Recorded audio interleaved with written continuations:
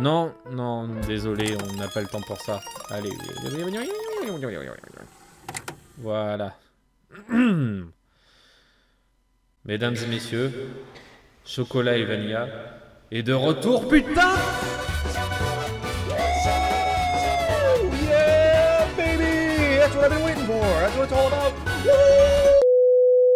Chocolat et Vanilla est un animé sorti en 2005 qui adapte le manga de Moyoko Hano et qui suit Chocolat meilleur et Vanilla mieux, deux amies sorcières qui, en tant que candidates pour le trône de leur monde, doivent se rendre dans le monde des humains afin de collecter des cœurs, des émotions humaines comme l'amour, la haine ou l'amitié, mais converties en pierres précieuses. Et à la fin de l'épreuve, celle des deux qui aura accumulé le plus de cœurs deviendra officiellement reine. Mais bien sûr, les choses ne se passeront pas comme prévu, que ce soit l'amitié entre les filles qui sera sérieusement mise en danger, ou l'arrivée de forces maléfiques qui viendra encore plus bousculer les choses. J'ai découvert l'anime en 2010 grâce à un mec qui repostait les épisodes sur YouTube, ce qui est un art disparu aujourd'hui. Et comme 99% des sujets que j'aborde sur la chaîne, c'est une série nostalgique que j'apprécie énormément. Chocolat et Vanilla sont très attachantes et leur amitié est pas mal crédible. Les persos secondaires sont très drôles et tout aussi attachants, sauf Blanca et Waffle que je veux balancer dans un goulag. Et l'univers magique est vraiment charmant avec son esthétique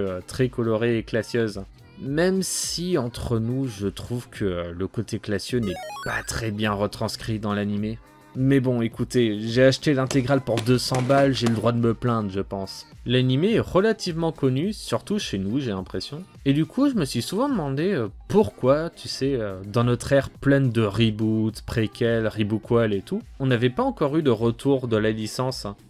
Et alors que je me posais la question, voilà qu'il y a un court-métrage qui sort sur YouTube pour fêter l'anniversaire du manga et annoncer un nouvel animé. Comme quoi les choses tombent bien parfois. Et comme je suis super hypé pour la sortie du futur animé, voilà, je fais cette vidéo. Salut, c'est Pazou du montage. Originalement, cette vidéo utilisait le court-métrage pour illustrer ce dont parle Herminski, mais vu que les ayants droit se torchent le cul avec le fair use, vous aurez droit qu'à des captures d'écran. Du moins, si les ayants droit ne se plaignent pas à nouveau. Lol. Pour ce qui est des visuels, comme je l'avais imaginé, la HD fait vraiment du bien à cet univers. Les couleurs pètent, tout brille, et comme la créatrice du manga est derrière le projet, sa patte artistique est vraiment respectée. On n'est plus dans l'esthétique fade et bâtardisée des adaptations cheap de l'an 2000. Là, on est dans le futur. On a Uber Eats et le film Minecraft. Et ça, c'est magnifique. Je crois.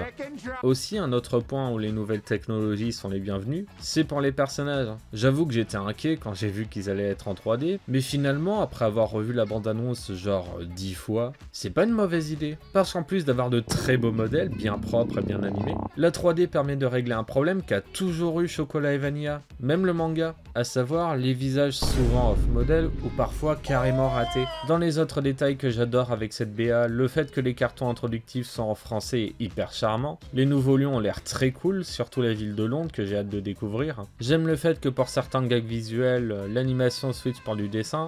Et je suis hypé quoi, c'est tout. Mais si je devais trouver des points négatifs, ou au moins des détails qui me dérangent un peu, d'abord il y a le fait que, comme les figurants sont dessinés là où les héroïnes sont en 3D, t'as un peu l'impression qu'elles vivent dans un monde rempli de présentants en carton, genre c'est un étage des backrooms le truc.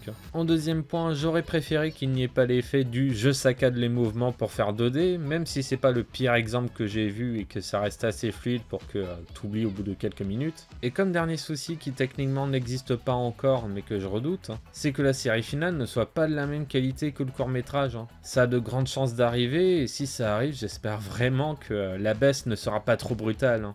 Genre ça.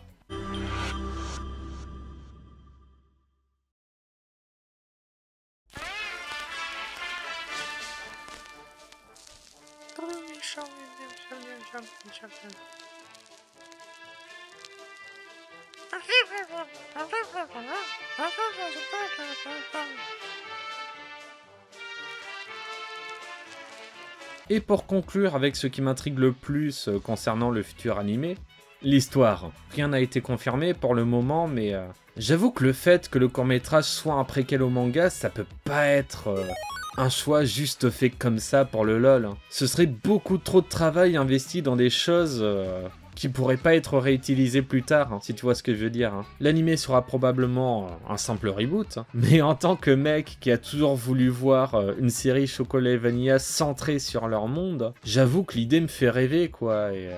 Pour certains, c'est probablement évident que ce sera un préquel, mais bon, tant que rien n'est confirmé, je préfère pas me donner de faux espoirs et m'inventer des trucs. Hein. Je veux pas finir comme ces fans de FNAF qui, quand le premier film FNAF était sorti, étaient en mode « Ah oui, il va y avoir le Pizzaplex, il va y avoir Circus Baby et tout », et non.